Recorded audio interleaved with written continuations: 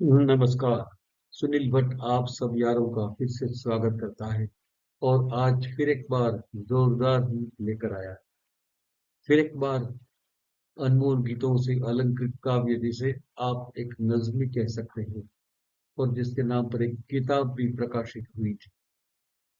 हाँ, तो मैं बात कर रहा हूँ हमारे प्रतिष्ठित कवि गोपाल दास सक्सेना की, जिन्हें हम नीरज के नाम से जानते हैं। उन्होंने फिल्म जगत में प्रवेश के बाद तुरंत ही इस सर्वकालीन महान गीत का सृजन किया था और फिल्म नई उम्र की नई फसल के लिए दिया।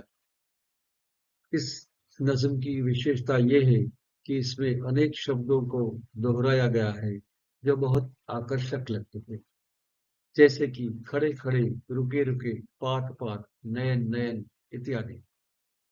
जाने माने संगीतकार रोशन ने अपनी असरदार तर्ज देकर संवारा था और ऐसे गीतों में आवाज तो सुरों के शहंशाह मोहम्मद रफी के सिवा किसी की हो ही नहीं सकती। मेरे पिछले वीडियो में मेरे किए गए अनुरोध के अनुसार आप सबने मेरे डिस्क्रिप्शन बॉक्स को देखकर उसमें दिखाई गई लिंक को रिफर किया होगा, ऐसा मुझको यकीन है। मुझे ये बताते हुए बहुत हर्ष होता है कि हमारे चैनल का परिवार प्रतिदिन बढ़ता जा रहा है और आप नए नए दोस्त इस चैनल को सब्सक्राइब करके हमसे जुड़ने लगे। अब मैं इस गीत की पूर्व भूमिका बताना चाहता हूँ। 1966 में आई हुई ये फिल्म नई उम्र की नई फसल कवि और शायर नीरज की दूसरी ही फिल्म थी। पहली ही फिल्म चाचा चा से वो मशहूर हो गए थे जब उन्होंने सुबह न आई शाम न आई और वो हम न थे वो तुम न थे जैसे जोरदार गीत लिखे थे। सिर्फ 30-35 फिल्मों में गीत लिखकर फिल्म जगत से विदा लेने वाले नीरज को फिल्मी माहौल रास न आया, क्योंकि वो मूलतः विशुद्ध कवि थे।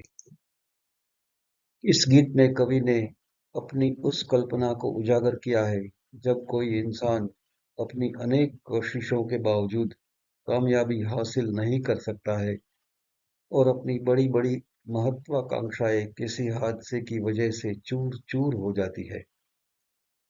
अपने हर एक अरमान और उम्मीदें विफल हो जाती है और चारों तरफ से उसे ठोकरें ही मिलती है।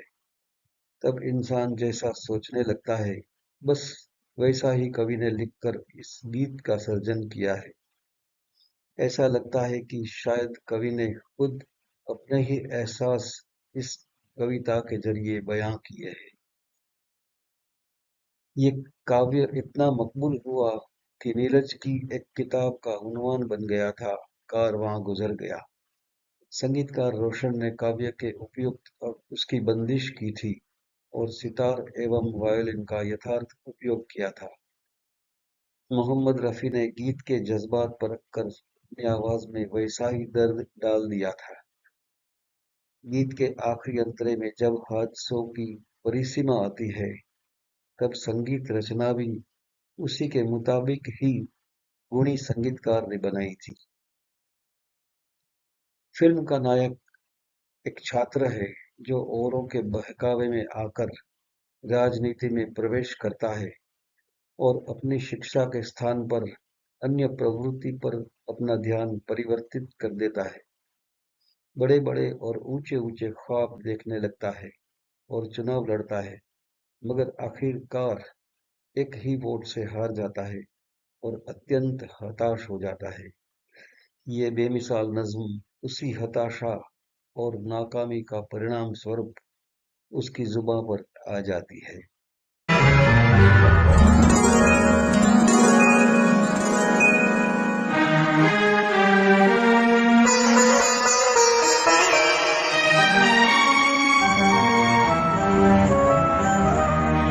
सपन जरे फूल से मीत चुभे शूल से लुट गए सिंगार कभी बाग के बबूल से और हम खड़े खड़े बाहर देखते रहे कारवां गुजर गया गुबार देखते रहे।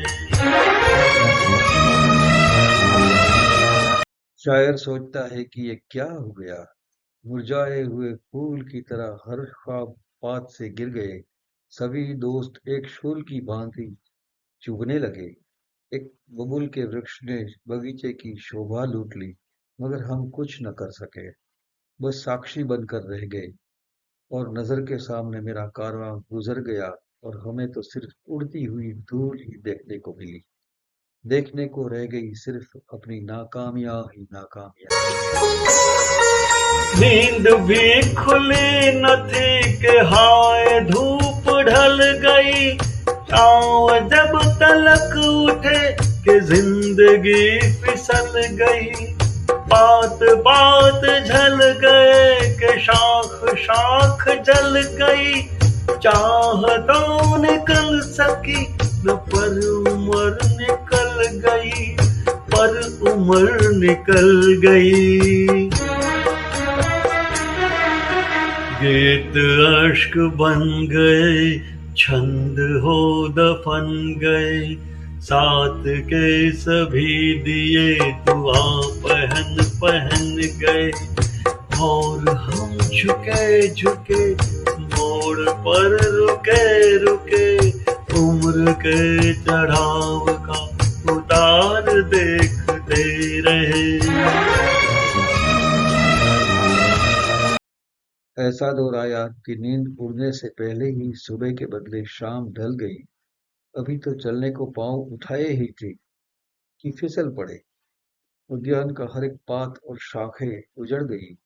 उम्र अरमान पूरे करने की थी, मगर वो पूरे होने से पहले ही अपनी उम्र ढल गई। शायर नायक कहता है कि उसके काव्य आंसू बनकर रह गए, छंद मिट्टी में मिल गए, राह के सब दीपक मध्यम और मंद हो गए, और वो तन्हा रास्ते के मोड़ पर सर को झुकाए अपनी शिकस्त देखता रहा, और अपनी भरपूर जवानी में ही चढ़ती उम्र को सहसा उतरती हुई देखता रहा। इस गीत में स्वप्न शब्द है, लेकिन असल नज्म में छंद शब्द है। क्या शबाब था के फूल फूल प्यार कर उठा, क्या स्वरूप था के देख आईना से हर उठा। इस तरफ जमीन और आसमां उधर उठा, थाम कर जिगर उठा कि झूमिला नजर उठा, कि झूमिला नजर उठा। एक दिन मगर यहाँ ऐसी कुछ हवा चली, लुट गई कली कली के घुट गई गली गली। और हम लुटे लुटे वक्त से पिटे पिटे, सांस की शराब का खुमार देखते रहे। कारवां गुजर गया, गुबार देखते रहे।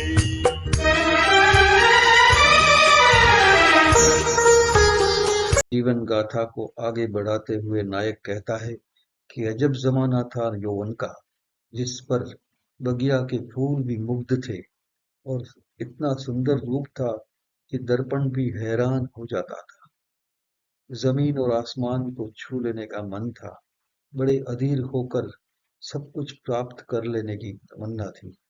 लेकिन एक दिन इस कदरबाजी पलट गई, और सभी कलियां झुलस गई, और जीवन की गलियां लुट गई, और हमारे पास अपनी ही सांसें ही बची, और उनका नशा और खुमार ही बाकी रह गया। इस गीत में कमाल शब्द है, असल नज्म में सुरूप शब्द था।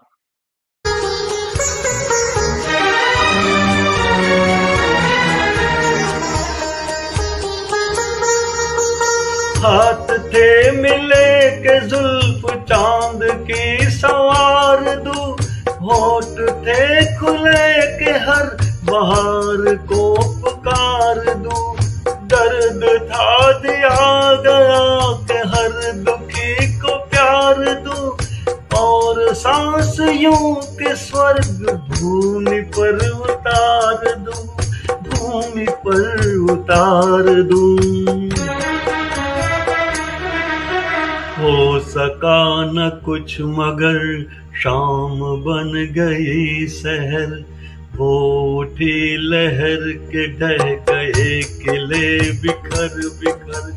और हम डरे डरे नीर नैन में भरे। ओढ़ कर कफन पड़े मजार देखते रहे।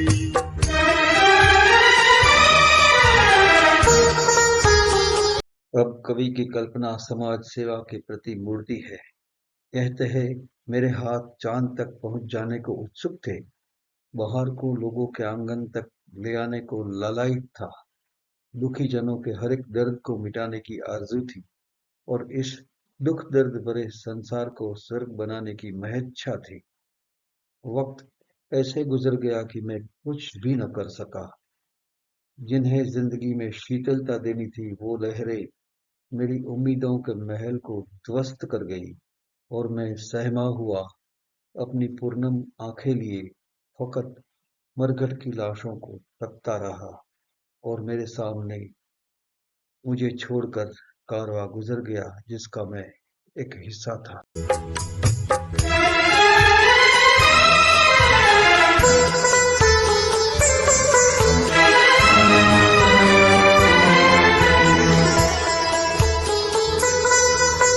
मांग भर चली कि एक जब नई नई दुल्हन डोल के ठुमक उठी। ठुमक उठे चरण चरण शोर मच गया कि लो चली दुल्हन चली दुल्हन। गांव सब उमड़ पड़ा बहक उठे नयन नयन। बहक उठे नयन नयन। पर तभी जहर भरी गाज एक वह गिरी। उछ गया सिंदूर तार तार हुई चुनरी। और हम अजान से दूर के मकान से पाल के लिए हुए कहार देखते रहे। कारवां गुजर गया गुबार देखते रहे। शायर अपनी नाकामियों की दास्तां के अगले तस्वुर में कहते हैं कि मेरी जिंदगी में प्रभात की नई किरण सज धजने चली थी और सफलता रूपी दुल्हन अपनी मांग भरने को उत्सुक थी। दुल्हन डोली में सवार होकर अपने जीवन का सबसे उन्नत सुख प्राप्त करने को चल पड़ी थी। सारे गांव में उत्साह भरा शोर था। लोग ढोलक के ताल पर उन्माद में नाच रहे थे और दुल्हन चली ऐसे नारे लगाने लगे थे। सारा गांव उमड़ पड़ा था और दुल्हन को निहार कर चकित हो गए थे। लेकिन सफलता की उपमा पाने वाली इस दुल्हन पर हादसे की बिजली कुछ ऐसी गिरी कि उसने सिंदूर पोंछ दिया और उसकी चुनरी को फाड़ दी। इस तरह सफलता रूपी दुल्हन अपनी मंजिल तक पहुंच न सकी। लेकिन हम इन सब हादसों से बिल्कुल बेखबर थे, इसलिए दूर दूर से दुल्हन के बिना लौट रही हुई पालकी को बस तकते ही रहे और यहीं पर ये बेमिसाल नज़्म खत्म हो जाती है। अब आप सब ने महसूस किया होगा कि कैसे कैसे लाजवाब गीत हमारे अनमोल गीतों के रसास्वाद चैनल में पेश होते हैं। अब तो मुझे भी यकीन है कि जो कोई इस वीडियो को व्यू करेगा वो सब्सक्राइब किए बिना रह नहीं सकेगा। तो आप सब कीजिए इंतजार मेरे अगले गीतकार और संगीतकार की एक और उत्कृष्ट रचना का। नमस्कार।